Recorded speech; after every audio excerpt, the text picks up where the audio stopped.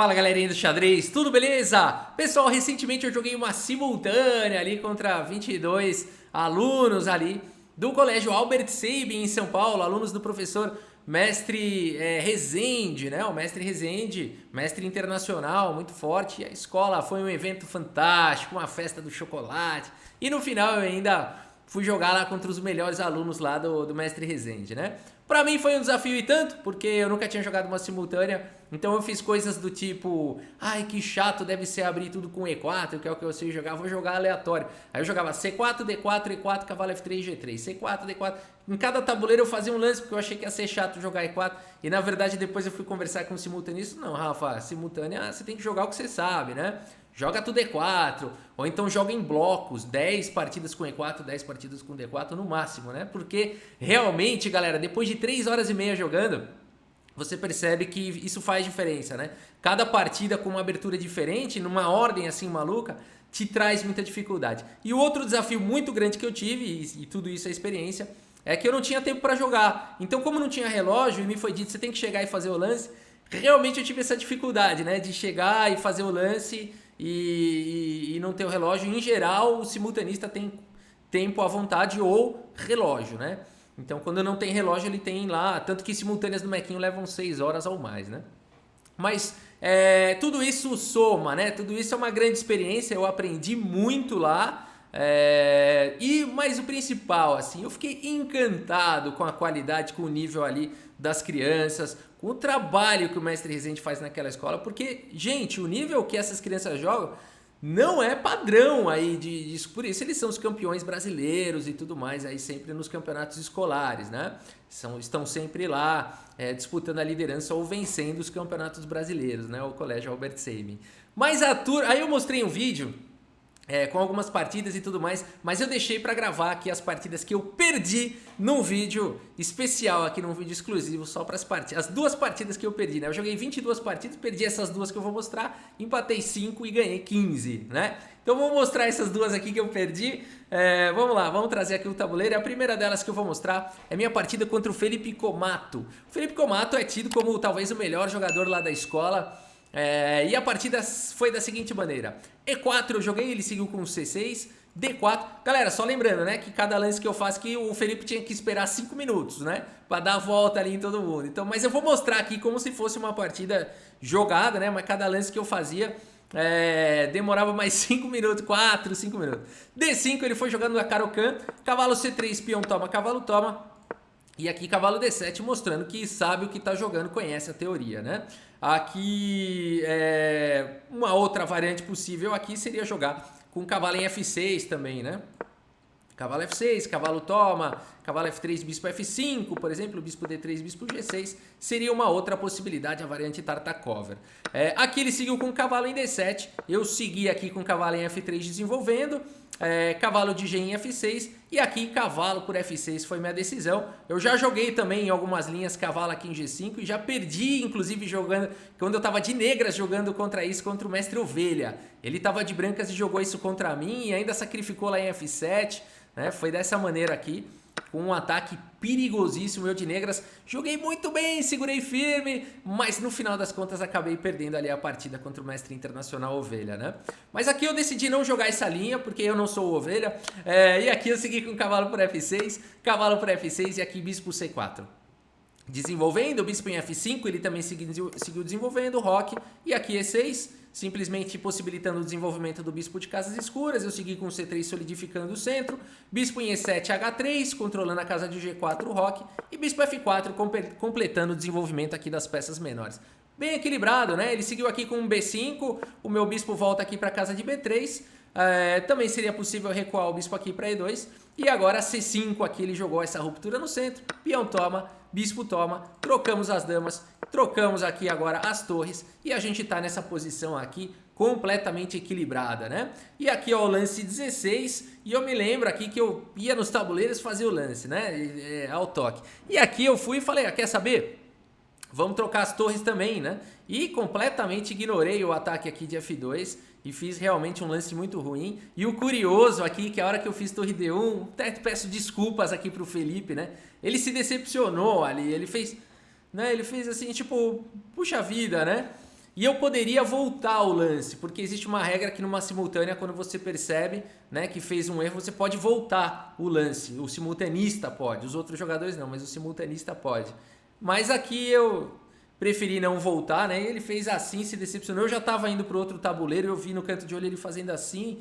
E aí eu falei, puxa, né? Fiz alguma besteira lá. E ele se decepcionou, afinal de contas, ele estava esperando uma boa partida, um bom desafio. E aqui eu simplesmente estou perdido. Dei a volta, a hora que eu cheguei no tabuleiro, ele trocou, né? E depois da outra volta ele tomou aqui em F2 e acabou a partida, simples assim, né? Porque o meu bispo tá atacado e o cavalo dele vai sair dando o cheque descoberto e vai capturar o bispo indefeso aqui de F4. A posição simplesmente em um lance desmoronou, né? E aí eu decepcionei aqui o Felipe Comato, que acabou ganhando de uma maneira não desafiadora, né? Mas parabéns aí ao Felipe, deu pra ver que ele joga demais, né? Apesar de eu não ter desafiado ele no tanto que ele gostaria, deu pra ver que ele joga demais, né? Um grande jogador lá do colégio, jogou bem a Caro-Kann, fez a abertura direitinho, né? E aqui tá o relatório, vamos puxar aqui o relatório do chess.com. E aqui então o Felipe, ó, parabéns, aí fez 95,1% de precisão, o Felipe jogou demais, né? E eu também estava fazendo aqui uma partida, tirando o meu lance, também devia estar com meus 90 e pouco por cento de precisão, porque foi na gafe que eu perdi, a gente vê aqui no gráfico, né? Partida muito bem equilibrada, muito bem jogada, tá? De parabéns aí o Felipe. E infelizmente teve esse final aqui que não foi o desejado aqui provavelmente pelo Felipe, né? Mas essa foi uma das partidas que eu perdi. E vamos à segunda partida aqui que eu perdi, vamos lá. Vou trazer aqui então, aqui no nosso tabuleiro, deixa eu ver se voltou aqui o layout. Pronto, voltou aqui o layout. E eu vou trazer então a partida aqui contra o Thiago Brancher, tá bom? Outro jogador lá. Essa partida aqui foi duríssima, né? Foi duríssima, vamos dar uma olhada aqui. Eu abri com D4, cavalo em F6, C4, G6. Cavalo C3, bispo G7, ele foi para a defesa índia do rei. Eu segui aqui com E4, indo para o centro D6. Cavalo em F3, roque. E aqui eu fui para uma variante bem arriscada aqui. Eu fiz um lance aqui que, em geral, não se faz contra a defesa índia do rei, que é o avanço de E5, né? Ele não é considerado um lance correto aqui. Mas me deu vontade de jogar e eu falei, vamos ver o que acontece. E aqui eu joguei diretamente aqui o lance E5, em geral as pretas que jogam E5, né? E aqui o lance, aqui o mestre Rezende colocou que o lance considerado o lance bom aqui da posição, simplesmente desenvolvendo com o bispo E2 teria sido melhor mesmo, né? Mas aqui eu segui com E5, peão toma, dama toma, aqui cavalo toma, e ele veio agora com cavalo G4. O problema do E5 é esse, né? Ele ficou um peão vulnerável aqui. Eu segui com o bispo F4 defendendo e ele seguiu com cavalo C6, e aqui então eu fui pro lance cavalo E3, né? Eu tô perdendo um peão, mas eu vou ter um cavalo forte aqui em D5. E aqui então o Thiago tem algumas opções, mas acho que ele ficou com receio aí do meu cavalo entrando lá em D5, né? Uma possível continuação, por exemplo, só para ilustrar, né? Não foi o que seguiu na partida. Mas cavalo por E5, cavalo por E5, cavalo por E5, por exemplo. E cavalo D5 traz um forte contra-jogo aqui para as brancas, né? Então acho que foi isso que ele receou, né? Então eu ficaria com um bom jogo aqui também, chances para os dois lados, tá? Então por isso que eu segui com cavalo por E3 e ele preferiu ir para as trocas. Então cavalo por E3, F por E3 e cavalo agora aqui em B4, né? Um cavalo aqui muito forte. E aqui eu segui com cavalo D4, já imaginando essa linha do C5 e A3, né? Aqui ele seguiu com C5, tentando expulsar o meu cavalo e dar o duplo. Aqui eu sou forçado a jogar A3, peão toma cavalo e peão toma aqui em E3. E eu não posso recuperar esse peão agora com o bispo, porque senão tá caindo o peão central. Mas esse peão eu sabia que ele tá morto, né? Então minha ideia foi a seguinte agora, né? Se eu começar a levar o rei aqui para atacar esse peão, ele vai trazer o bispo e vai ficar muito forte. Então primeiro eu vou melhorar a posição do meu bispo, depois jogar com o rei E2, conectar as torres, esse peão vai cair. E eu vou equilibrar. Bispo E2 foi jogado, bispo D7, bispo F3, bispo C6. O Thiago, percebendo o que eu tava fazendo, já combateu a longa diagonal. E eu segui com o rei E2 e a posição tá bem equilibrada. Bispo toma, rei toma, torre de F em D8, posição perigosa. Eu desafio aqui a coluna D. Ele vem com a torre na sétima. Aqui eu troco e tem sempre o perigo do peão, né? E o meu bispo, mais uma vez, ele tá aqui defendendo peões importantes. Então rei E2, atacando aqui o peão, e torre D8, um lance aqui bem interessante, do Thiago, né? Agora eu não posso capturar em A7, senão ele tá promovendo, né? Então aqui eu capturei o peão, bispo por D2, e aqui eu pensei, vai cair aqui, mas vai cair lá, vai cair aqui. Eu fiz as contas, fiz os cálculos e percebi que dava para jogar bispo por D2 e dito e feito. Bispo por E5, torre por A7, torre D7, aqui ele protegeu os peões. Eu joguei com bispo C3, protegendo os meus, e aqui bispo toma, né? O que aconteceria se ele tivesse capturado aqui em H2? Ele ia levar mate, né? O ponto todo é esse, ele percebeu bem, por conta de torre A8 aqui com sequência de mate, né? Bispo volta, torre volta e acabou o jogo. Por isso eu joguei esse lance bispo C3, aqui ele jogou bispo toma, peão toma e aqui F6. E agora eu segui com C5, né? E eu tenho essa maioria maravilhosa na ala da dama e vou criar peão passado. Torre C7, ele segue evitando agora o avanço do meu peão de B, um bom lance.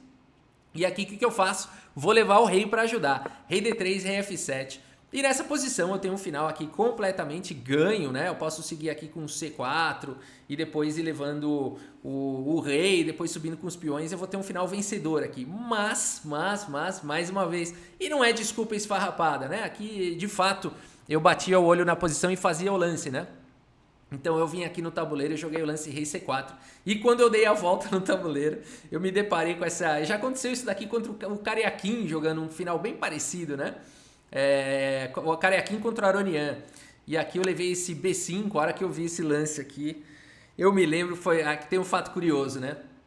Eu olhei esse lance e falei, nossa, eu pendurei a torre, né? No final ganho aqui. Ganho talvez seja uma expressão forte, mas no final vantajoso aqui, eu pendurei a torre, né? Aí eu olhei pra cara dele, ele já tava com aquela cara, né, de quem sabe que eu vou abandonar, né? Aí eu falei pra ele assim, né? Um fato curioso, quando eu perdi a primeira partida, eu falei pra ele, abandonou porque não dá mais, né? E ele deu risada e tudo, pessoal, muito legal.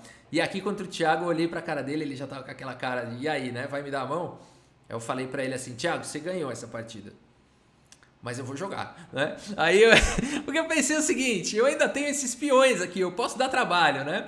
Eu sei que eu perdi, mas eu vou jogar. Então vamos ver como é que segue aqui. Rei por B5, eu segui na partida, ele jogou torre por A7. E eu segui com rei B6. A posição é sim perigosa, né? Ele não pode errar aqui. Ele seguiu com torre A3, galera. Né? Muito preciso esse lance porque ganha um tempo. Torre A2, por exemplo, eu já posso empatar. Só pra vocês terem ideia do perigo da posição, né? Porque aí ele não tá dando um tempo pra cima do peão, eu ganho um tempo, saio disparando e eu empato. Então ele seguiu preciso aqui com torre A3. Aqui eu segui com C4, simplesmente protegendo aqui o meu peão. E ele seguiu com torre C3, atacando aqui o peão. E não adianta eu disparar aqui, senão tá caindo esse peão e ele vai ganhar esse final. Então aqui eu joguei com rei B5, protegendo meu peão e preparando para avançar. É perigoso aqui o final, mas ele fez a coisa certa aqui. Ele trouxe o rei, né? Ele trouxe agora o rei aqui para E8, trouxe o rei para ajudar. Eu avancei aqui com C6, ele tentou um contra-jogo com E5 e eu joguei rei C5. Olha que perigo, né? Se ele avançar, o meu rei sai e eu também tô preparando o caminho para o outro peão avançar. Mas ele jogou correto aqui. Ele jogou com o rei D8 agora, tentando trazer o rei para a ala da dama. Eu segui ainda com B5, disparando com o peão. Ele jogou torre B3, B6, eu tenho dois peões passados e conectados. Mas aqui ele simplesmente arrematou com E4. E nessa posição eu abandonei aqui a partida, né? Porque ele tá realmente com uma posição perfeita, né? O rei dele foi muito feliz dele trazer o rei. Se eu jogo um B7, o rei dele para tudo aqui em C7. A torre dele fica livre para jogar. E agora ele tem um peão passado e não tem como parar, né? Todas essas ameaças aqui das pretas de disparar com o peão passado. E ele parou o meu avanço, né? C7 também não adianta. O rei vem para C8 e parou também os peões, né? Então ele foi muito feliz de trazer o rei e realmente venceu e castigou o meu erro lá, né? A minha pendurada de torre aí, mas eu ainda tentei dar uma emoção, mas ele jogou demais aí o Thiago Brancher. Vamos dar uma olhada aqui no relatório, né, do chess.com, ver a precisão aqui. E jogou demais, né? 88,2%. A gente vê aqui no gráfico o meu drama, né? Eu tava realmente indo para um final bem melhor. E aí, quando eu dei a volta no tabuleiro e me deparei com o B5, eu falei, oh no, né? Oh no, my rook. Pendurei ali a torre e teve essa história divertida que eu falei pra ele, ó, vou dar trabalho ainda, mas ele passou no teste, né? Mas é isso, galera. Foi legal demais. Mais uma vez, foi muito bacana participar. Estão todos de parabéns lá no Albert Sabin. As partidas foram incríveis, né? Aqui o parabéns mais uma vez aí ao Thiago Brancher e o Felipe Comato, né? Foi pro Felipe Comato que eu falei, abandonei porque não dá mais. Ele cascou o bico lá. Um abraço aí, Felipe. Parabéns pela partida. Um abraço, Thiago, tá bom? E mais uma vez é isso, galera. Muito obrigado pela sua audiência. Um grande abraço para todos vocês. e até a próxima. Valeu! Só lhe faltava uma bela dama, Judite pouca apareceu, pra dar cheque no tabuleiro de xadrez.